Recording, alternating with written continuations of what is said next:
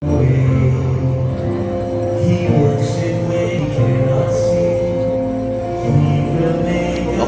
itong nakikita nyo ngayon dito, mga Hagala, mga taga Davao, mga Pilipino. Ito yung ginagawa natin dito ngayon ha, prayer rally, candlelighting dito sa may Rizal Park, Davao City. And of course, hindi lang ito nangyayari sa Davao City. It's happening all over the Philippines na mayroong mga supporter ng mga Duterte. For example, Cebu City, Cebu, no? So meron ngayong ginaganap na candlelighting sa area nila. So I don't know kung sa ibang lugar kita nyo na ba ngayon. Sana may magpa-vlog din, no? For like sa Cebu, Manila, Baguio, hindi ko alam no kung may mga ganong lugar. Iloilo City, meron kayang mga pro-Duterte dyan, mga Duterte supporter, considering na yung lugar na yan ay baluarte ng mga Liberal Party. So, yun, dami mga tao dito.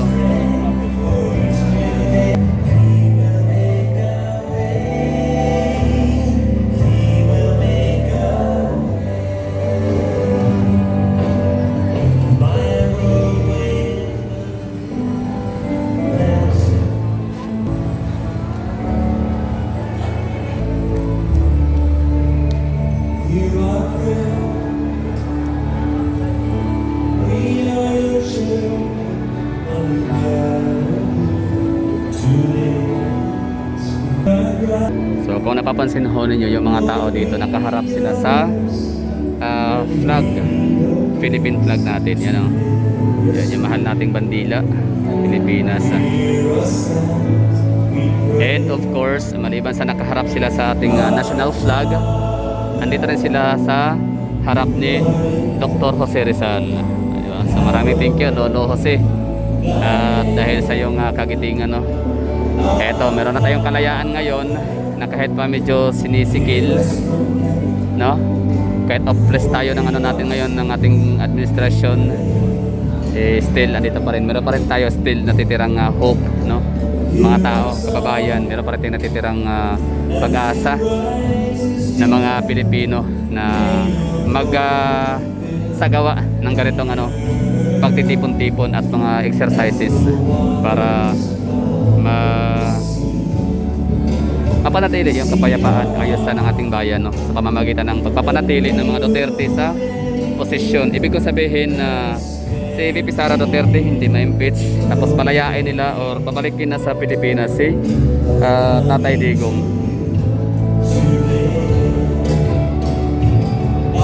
Ito po yung natin na nakikita dito. O nga pala, kailangan kong sabayan sa pagkanta, sa pagsasalita rito, sa pagnanarit. Gawa nung meron kasing tugtog, merong tawag nito, background music. So yung background music na yan ay copyright strike, so maaaring violation yan, no, kay YouTube community rules and regulations. So ito yung nakita nyo dito, ha. Yan lang, dire-diretso lang sa pagsasalita dito.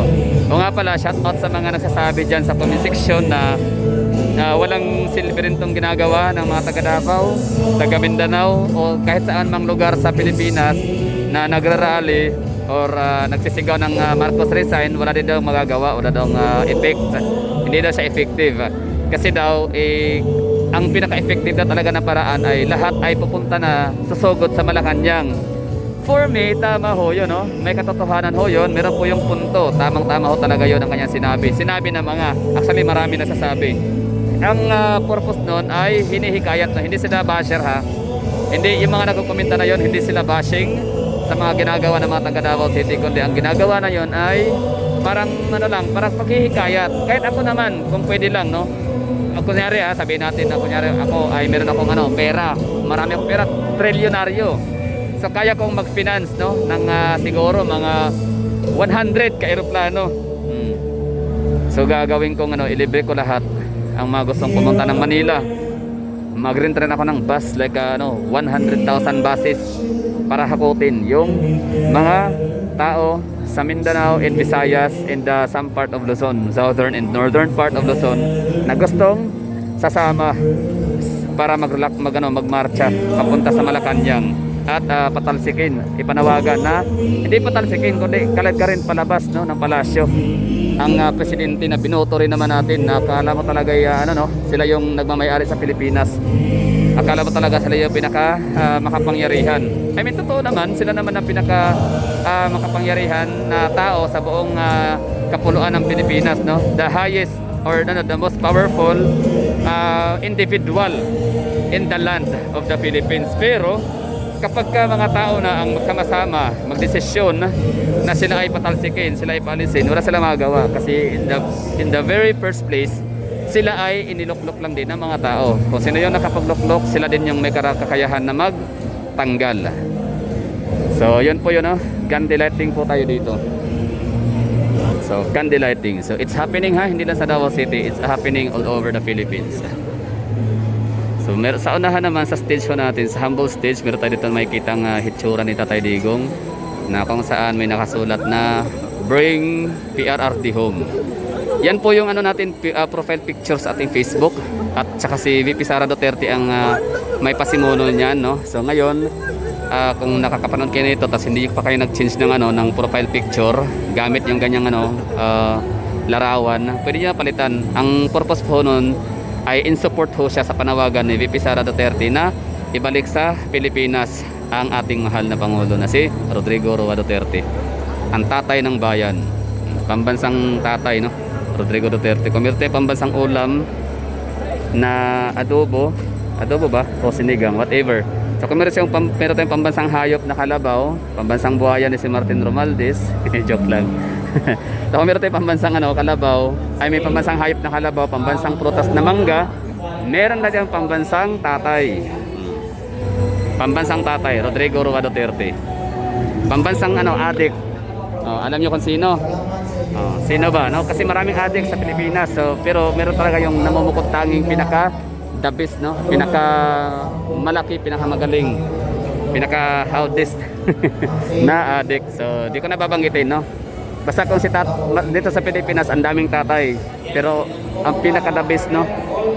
The best of all time tatay, or the best tatay of all time is Rodrigo Roa Duterte. So, yun yung natin. Ganap dito, Rizal Park.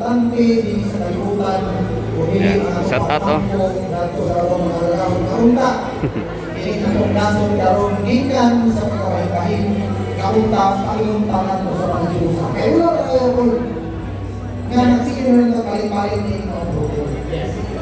So, katuloy mo karon, iagi mo sila sa mga. Ulitin natin, balikan natin yung topic na yun nga nagsasabing mas maganda kung sa Manila, no? Sa EDSA hanggang papuntang Malacanang. So hindi yun magagawa ngayon kasi nga ang mga Pilipino ay problemado sila ngayon sa kapirahan. Hindi ganun kadaling pumunta ng Manila. May pamasahe papunta at pabalik. Pero ang tanong, kumusta yung trabaho? Ba't baka pagbalik football na, no? Baka pagbalik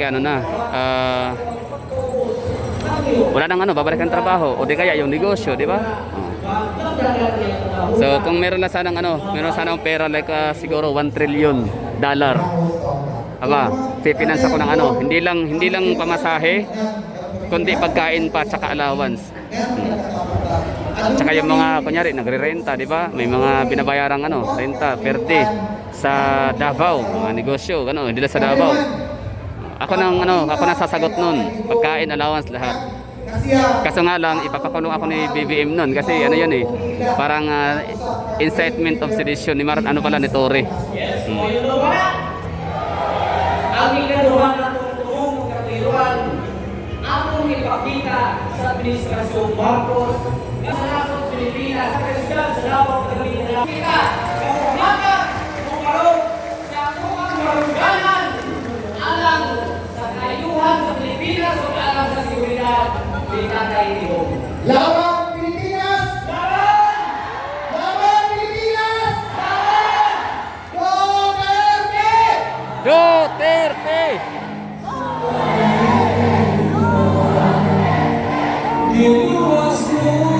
Mao ang pagpakita sa katawang Pilipino nga ang Davaoenyo tinuuray nga napahal kung nagsuporta sa atong pinanggang mayor o sa pamilya Duterte kay basin mo niya o dili ta nila makita nga nakibiso basig maluya ang mga kaigsunan natong Pilipino dinhi sa atong nasod. Sugdan nato dinhi sa Silang sa Davao. Atong ipakita nga bitaw Silang sa Davao. Dili mo surrender. Laban Pilipinas, we are not a Filipino for nothing. O nga pinaka-importante ko kaya ikaw ba natong attorney? Mao na yung pinaka-importante. Ang pinaka-importante, pinagi sa tuwa pag-ambo kagaling na pinagi sa mga kandila nga atong iturong kagaling na bisitihan atong iambo ng ta unta kung di na nagasigal sa lawa ng ambo katauhan sa nasod sa Pilipinas makabalik si Mayor Rudy si Tatay Digong dinhi sa tuwang nasod sa siyudad sa Davao nga safety kung Yes. kaming madaling panahon.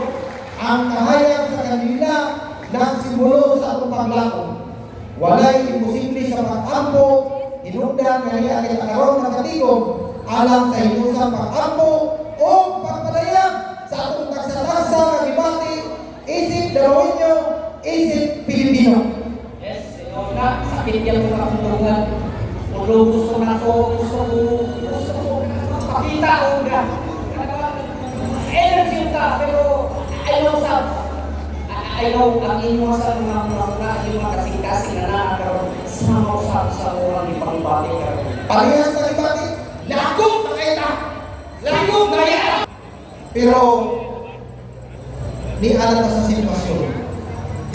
Kabilang padayon kanunay peaceful solution kay atong problema sa oras. Sige, karon na, brother. Ato ang inyong madulog ang taksa ka mga opinyon, taksa ka mga ipangbati na ipadayag sa resource person o mga guest speaker na to karong panahon na. Gikan sa ordinaryong Pilipino, Hangtod sa mga opisyalis na naglingkod. yes, magpadayag sa ilang debate o sentimento ngadto sa atong gobyerno. Okay. Usa ka mapadayon, atong i-recognize ang mga tao na ganina pa ni sila na na magsugod alang sa pagtampong o pagtuyok ng atong gimuhaton. So nato ang atong pag-recognize o pag-ila sa ilang magani. Before ni partner, akong ipailay-lasan ang natuwang mga honorable, mga amigo, mga civic councilors. Yes. So, ikot-ikotin natin dito yung mga bawat sulok, no? Ipakita ko sa inyo yung dami ng tao. Kaway-kaway. Na si Councilor Ryan Alejandro. Yes, atong palakpakan na atong ma-update ang gagawang konsyal Honorable Diosdado Maricos Jr. Atong representative sa PPP, si Mr. Congressman Brian Lee. Yes. Ato sa nakita din isang lubangan ang atong punong barangay sa barangay Patima, Honorable Gukor. Okay, palihog po ma'am sa ato ang mga barangays na nakakaroon din para atong ma-recognize Duterte. Isang bayan. Sa daw kayo, pasensya kayo, gusto siya making uwan mo sa itong pagkakabata. Okay, naapog si barangay natin. Bansa, barangay Sipat. Mga atong kapitan sa barangay Sumimaw, Honorable Edwin Ninyo. Palihog po sa ato ang mga listahan sa mga barangays. Ang atong kapitan na tuwa sa pinagalayo, hinaw, sinigang na rin. Ang pili na lang gikan sa Tubago.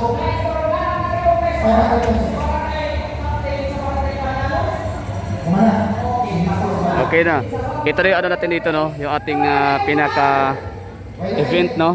Na ginaganap dito sa may Rizal Park, sa may City Hall Drive, dito sa ating San Pedro Square. So it's it's a prayer rally ng ating mga kababayang mga taga Davao.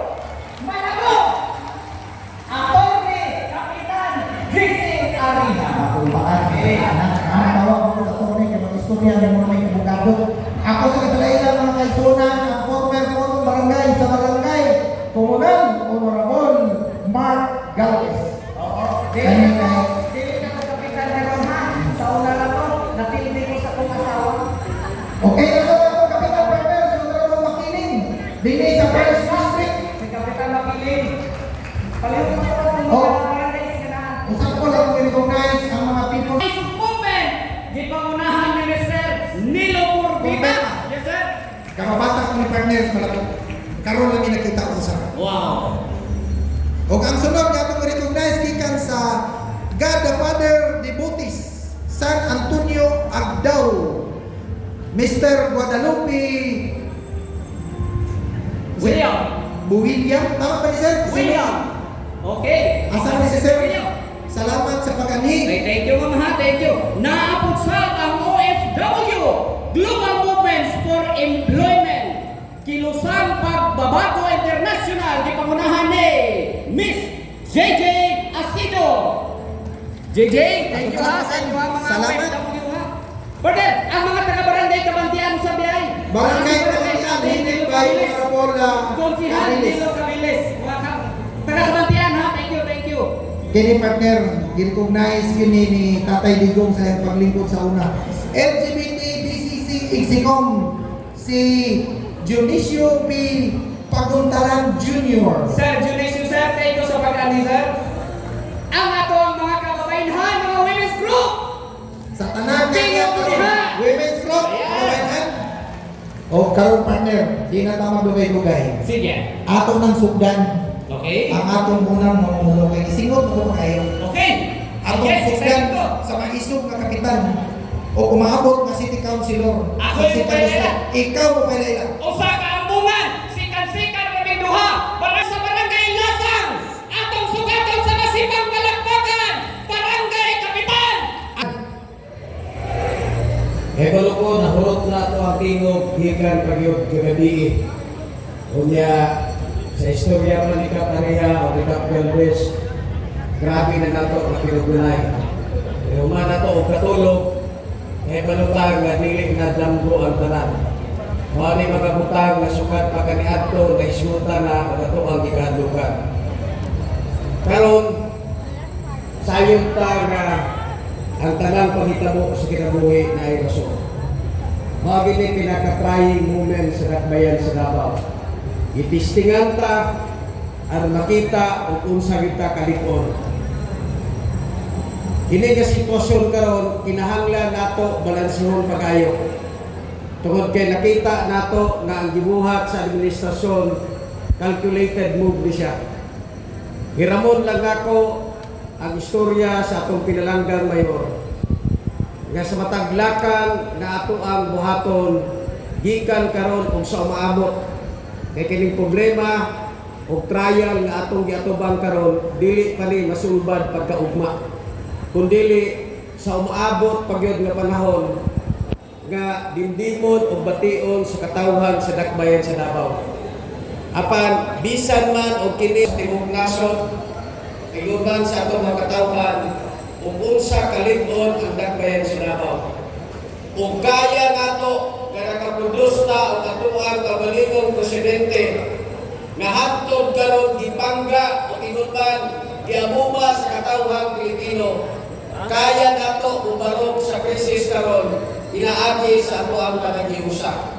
Kinahanglan gikan karon og inuban sa maabot nga mga adlaw dili nato tagaan o rason ang administrasyon nga mas lumpagod kanila ang panagiusa sa katawhan sa dakbayan sa Davao. Bisa man wala si Tatay Digong dinhi. Ang iyang mga instructions o tinuban, ang mga advices kaya ihatag ka nato. Magpabili na buhing sugaran aron sa maabot ng mga adlaw, mubalik pagmanong ang Davao. Sa mga adlaw, damihan na tao na tumahon. Apan, klaro alam ka nato, nasukat pa kaniadto, ang kalapuan, ang igutan, ang kahapsay o kalinaw sa dakbayan sa Davao, itisok sa pamilya Duterte. Kamatun-an ako na sa umabot ng adlaw, pinaagi sa itong pagpakita sa itong pagpangga. Sa itong sustain ng aksyon ay may dayon, aron ipaabot nato sa gobyerno ang atuang pagkadismaya o isa kung sa kapwersa, dili taanay na ilahang matanyong. Kaninyong tanan sa umabot ng mga adlaw, padayong ta magbarog, isip katawhan na momenyo, base sa giya nga ihatag ka nato, itatay Digong o igutan sa atong mga lideres Dito sa Dakbayan sa Davao. Mabuhay si Tatay Digong! Mabuhay! Mabuhay katawan sa Dakbayan sa Davao! Mabuhay! Mabuhay pamilya Duterte! Mabuhay! Thank you, thank you, thank you. So, yun na nga, no? City Councilor nato sa 2nd District, okay? Maraming thank you sa mga nanonood dyan. Yan lang, no? Sa mga taga Davao na makapanood ito ngayon, pwede kayong sumugod na agad dito sa prayer rally natin dito sa may Rizal Park, City Hall Ground, San Pedro Square, Davao City. So, okay, so yun lang siguro. At try natin mamaya ulit kung makapag-cover pa tayo ng ibang mga event dito, ibang ganap. So, thank you for watching. Ingat o kayo lahat dyan. Mabuhay ang Duterte. Laban. Sa second district. Mabuhay ang mga Pilipino. Laban. Mabuhay ang Pilipinas. Laban. Yan po, sa ating buhatin, anak sa